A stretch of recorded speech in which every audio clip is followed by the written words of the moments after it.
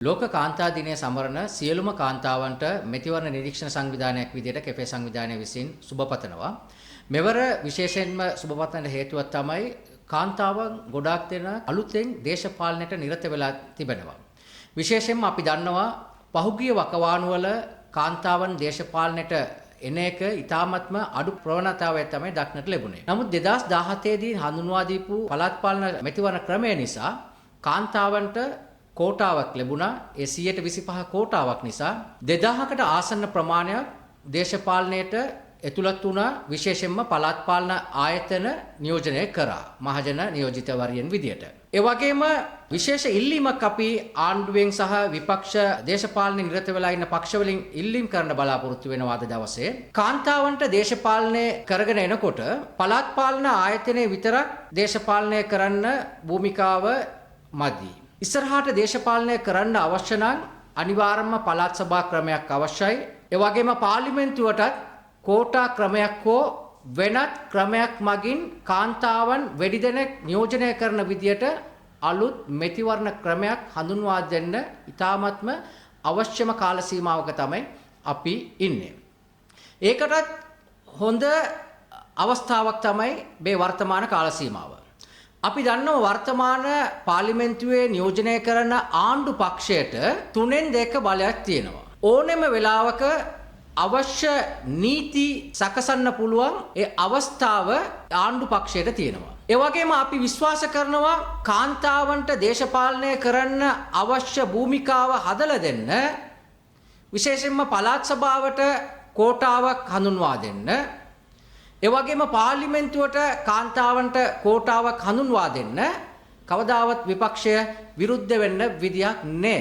මොකද ඒ විපක්ෂය හරහා ගොඩාක් කාන්තාවෝ දේශපාලනයේ නිරත වෙලා තමයි වර්තමානයේ සිටින්නේ. එම නිසා අපි ඉල්ලා සිටිනවා දේශපාලන බලධාරීන්ගෙන් මේ කාන්තා දිනය සමරන වෙලාවේදී කාන්තාවන්ට දේශපාලනය කරන්න අවශ්‍ය භූමිකාව හදලා දෙන්න ඕනේ.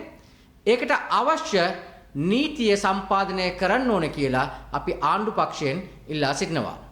ඒ වගේම කැෆේ සංවිධානය මෙතිවරණ නිරීක්ෂණ සංවිධානයක් විදියට 2022 සිට මේ දක්වා කාල සීමාව තුළ පළාත් පාලන ආයතනයේ නියෝජනය කරපු මහජන නියෝජිතවරියන් 1150කට ආසන්න ප්‍රමාණයකට මාධ්‍ය යහභාවිතය ඒ වගේම ඩිජිටල් සාක්ෂරතාවය පිළිබඳව පුහුණු කිරීම කරලා තියෙනවා.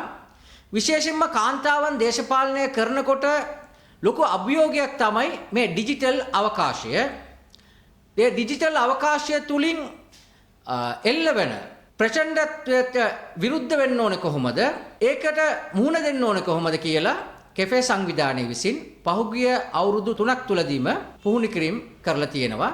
ඒ තුලින් කාන්තාවන්ට අවශ්‍ය පුහුණු කිරීම වැඩසටහන් මාලාවන් රාශියක් තුලින් අපි ලබා දීලා තියෙනවා. ඒ වගේම තමයි සත්‍ය තොරතුරු සහ සාවද්‍ය තොරතුරු මොකක්ද කියලා හඳුනා ගන්න බැරි තත්වයක් උදා වෙලා තියෙන්නේ AI තාක්ෂණය නිසා.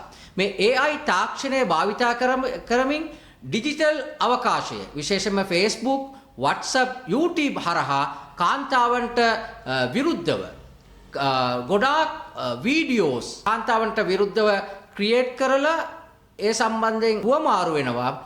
ඒ වගේ අවස්ථාවලදී කාන්තාවන්ට දේශපාලනය කරනකොට ලොකු අභියෝගයක් වෙලා තියෙනවා මේ AI තාක්ෂණයත්.